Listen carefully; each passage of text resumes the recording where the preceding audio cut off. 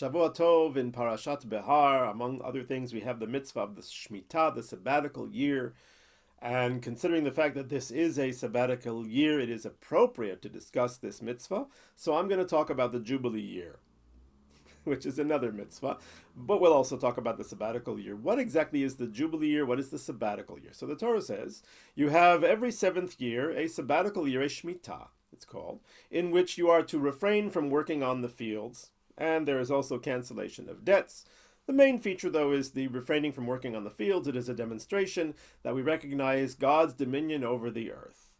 So the Supreme Court of the Jewish people is to count 7 cycles of Shmitot, 7 times 7, 49, and to proclaim the 50th year as the Jubilee year. The Jubilee year seems to be a very intense version of the Shemitah. It also includes a prohibition on working the fields, but it also has 2 other elements. One of them is the liberation of all Hebrew slaves. Whether they wish to go free or not, they are liberated. And secondly, there is a return of the property to the original owners. The original owners meaning those families that inherited the land at the time of Joshua, when the Israelites first entered the land of Israel. If during the course of the years the family sold their land to someone else, when the Jubilee comes, the land reverts to its original owners. Of course, the Torah tells us we have to consider the price. If you're selling a field 3 years before the Jubilee year, obviously you're charging very little because basically you're only selling a few harvests. So that being said, the land returns to the original owners. So there again is the sequence. Every 7th year is a Shemitah. The Supreme Court of the Jewish people must count those years, and then they count 7 Shmitot, and then the 50th year is the Jubilee year. And the Jubilee year, as we mentioned, no working in the field, freeing of slaves, returning of land to the original inheritors. Inheritors. I guess that's a good word, yeah. Anyway, so the Shemitah, the sabbatical year, we still observe. Some say we observe it based on the biblical commandment, and others say that the conditions for the biblical commandment are not all in place, but we still observe it on a rabbinical level. However, we have no remnant of the Jubilee year. We no longer observe it at all. Why not? Why did the rabbis not enact a rabbinical version of the Jubilee year so we shouldn't forget about it either? Question. There are a number of practical reasons why we don't observe the Jubilee year. The first one is the requirement of the Jubilee year is that all of the inhabitants of the Jewish people, all 12 tribes, must be dwelling in their allotted place. So we observe the Jubilee year at the beginning, but when the Assyrian king exiled the tribes of Reuven, Gad, and half of Manasseh from their land, so then we were no longer the entire people in the land, and therefore the Jubilee year no longer was biblically required, and it fell into disuse. It was not observed anymore. And it makes sense why that would be a requirement, because if you have to return the land to the original owners, if all of the tribes are not there in the land, so then that becomes practically difficult. There's also a practical difficulty in knowing exactly when is the Jubilee year supposed to be.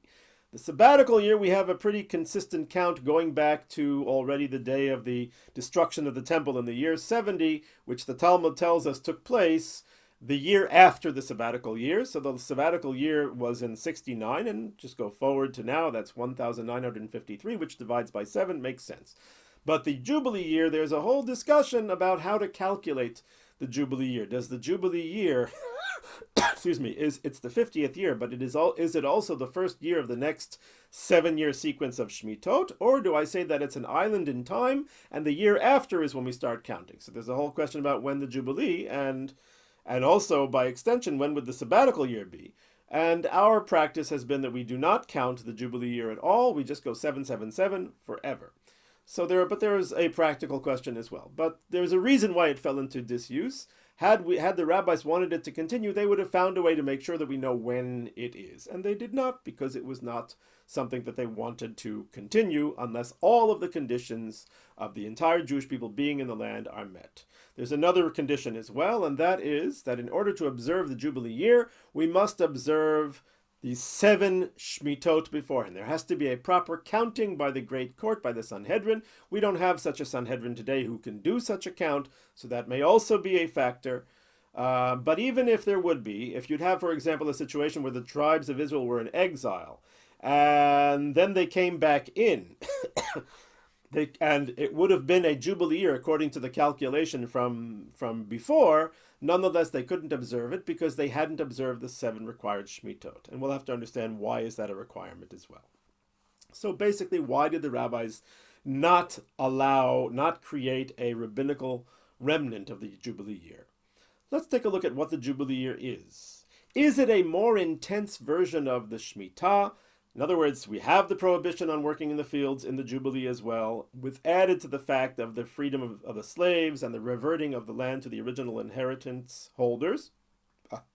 Anyway, so is it just a more intense Shemitah, or is it something entirely different? And I believe it is different. In some sense, it's actually the opposite. Because when you think about it, the Shemitah, the moral of the story of the Shemitah is that we are not the owners of the land. We cannot work our fields. We have to let them lie fallow to show that God is the owner of the land. And he says, don't work the fields, we don't work the fields. So our ownership is diminished. Whereas in the Jubilee year, we are returning the fields to the original owners, to the people who had the original inheritance. So that seems to be not a diminution of ownership of the land, but an amplification of it, together with the prohibition on working the fields. So those things seem to be contradictory. If it's their field and it's coming back to them, so then I would think they should certainly be able to work it. And yet, no, we need to understand exactly how that works. In order to go there, let's take a look on the micro level, because this is talking about years. But we also have something very parallel relating to days and weeks specifically, and that is the counting of the omer. We count 7 weeks, and then we have a festival on the 50th day, because 7 times 7 is 49. I'm pretty good with math on that. And the 50th day is the festival of Shavuot, the day when the Torah was given. So that's on the micro level. How does that work? There's a word in this mitzvah of counting the omer which has misled many. What word? The Torah says you start counting the omer mimochorat ha-Shabbat, the day after the Shabbat, the day after the Sabbath. Well, that was causing a certain misunderstanding, because you might easily think that that means you always start counting the omer on Sunday, always on a Sunday. And indeed, that is what the Sadducees, the ancient grouping of Jews who had a looser relationship with the oral law, who disagreed with the Perushim or Rabbinic Judaism. They said, count the omer on the first Sunday after Passover. But the Rabbinic Judaism and our practice today is that when the Torah says you count the omer the day after the Sabbath, it doesn't mean the Saturday Sabbath, it means the Pesach day of rest, because Yom Tov of Pesach is also a day when we are forbidden to do labor. It is also a Shabbat, a day of rest. So the question that always bothered me was, why use the word the day after the Sabbath in the first place? Let the Torah tell it clearly. Start counting the omer from the 2nd day of the Passover festival, and then there wouldn't be this misunderstanding. But I think the Torah is hinting at something here, because there are 2 types of holy days. There is the Sabbath, and there are the Yamim Tovim, the festivals. What is the basic difference between them? It's who gets to declare these holy days. The Sabbath is declared by God. God created the world in 6 epochs, or days, if you wish to use that phrase, and rested on the 7th day, and that is when Shabbat is. So it depends on the heavens, but on the sun. When the sun sets on Friday, and when nightfall comes on Saturday, within those 2 boundaries, that's when the Sabbath is. We can't make it earlier a day by a day this direction or that direction. We can't change it. God determines it, and we must observe that. And that is why, excuse me, one more second. But on the festivals, that depends on us. Our Sanhedrin takes the testimony of those who saw the new moon. Our Sanhedrin then proclaims the new moon, and they are allowed to adjust it by a day or 2, which then will determine when the festivals, Passover, Shavuot, Rosh Hashanah, Yom Kippur, Sukkot, when all of those festivals will come. So they are, in a sense, created by us. The Sabbath is created by God. The festivals are created by us. Now, when a Sabbath and a festival coincide, the benediction that is recited states as follows: Baruch atah Hashem, blessed are you, Mekadesh HaShabbat v'Yisrael v'Hazmanim, who sanctifies the Sabbath and Israel and the festivals. And that sequence is very significant because God is the one who sanctifies the Sabbath. Israel has nothing to do with it. But then he gives Israel the power to sanctify the festivals. Mekadesh HaShabbat v'Yisrael v'Hazmanim. And similarly, whenever the Torah goes into detail about the festivals, it always starts, Eile Moadei Hashem, these are the festivals of God, which means Pesach, Sukkot, and Shavuot, but it starts off mentioning first the Sabbath, not doing labor on the Sabbath. And the commentaries always ask, how come it says we're talking about the Moadim, the festivals, and it gives me the Sabbath? And the answer is because the path to the festivals lies through the Sabbath. If the Jewish people recognizes that Hashemayim, Shamayim La Hashem, that God controls the heavens, he created the heavens and all that is beneath them, and therefore the Jew observes the Sabbath, because that is God's day and God determines it, and we have to give that recognition. Then we earn the right, once we've done it enough, 7 times, and that's I think why the Torah says you count the omer from the day after the Sabbath, to stress that we have to have 7 Sabbaths when we recognize that God created the heavens and the earth. And once we've done that, we earn the right to again proclaim a festival. That we then become the ones who set the date, not based on the sun, as the Sabbath is, but rather based on the moon. And we proclaim a festival called Shavuot, which was a day when the heavens opened and God gave us the Torah. So therefore that I won't even try to think of the right word that I was trying to think of. That dual process, that's better, of recognizing God through observing the Sabbath, granting us the authority to then become, as it were, partners in sanctifying the festivals, repeats itself when it comes to the earth as well. The 7 sabbatical years, God determines the Shemitah. It's every 7th year. We can't make it the 6th year. We can't make it the 8th year. We can't fiddle around with it. It is set because that is God's year, and we observe it by showing that the earth belongs to God as well. La Hashem haaretz u'mloah, by not working the fields, by diminishing our sense of ownership of the fields. And once we have done that, we have earned the right to then become partners with God and declare an extra year, a special year of sanctity of the land, known as the Jubilee year, the Shnat Yovel. Because we, the Beit Din, count the 7 cycles of 7 Shmitot, and then we declare and proclaim it through blowing the shofar at the beginning of the year on Yom Kippur, that is the year of the Jubilee. Again, the fields are to be fallow, slaves are to be freed, land is to be returned to the original owners. So this is the sequence. Now we create the Jubilee year, and therefore it has to be that the entire Jewish people is living in the land of Israel, because for the tremendous spiritual power and holiness, we need all of Israel. I saw something very, very beautiful in the book Oznaim LaTorah by a great Rabbi Sorotskin, who from the last century. And he says that when you have 2 holy things coming together, then it multiplies, it becomes greatly amplified.